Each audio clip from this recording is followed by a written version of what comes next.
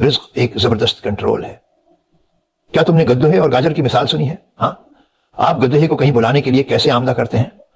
उन्होंने एक छुरी रखी और उस पर गाजर डाल दी, है ना, और उन्होंने उसे जीन पर रख दिया। तो गधा समझता है कि उसे गाजर मिल रही है, तो वो चलता रहता है। अगर आप उसे गाजर दे देंगे तो वो रख जाएगा और वो वहां बैठकर खाने लगेगा।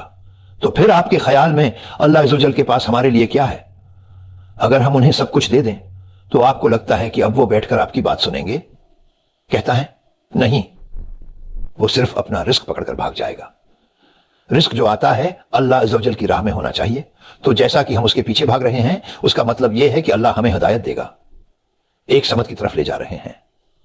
ये करो, इस पर अमल करो, अपना औराद करो, अपने जिक्र वास्कार करो, अच्छे किरदार रखें।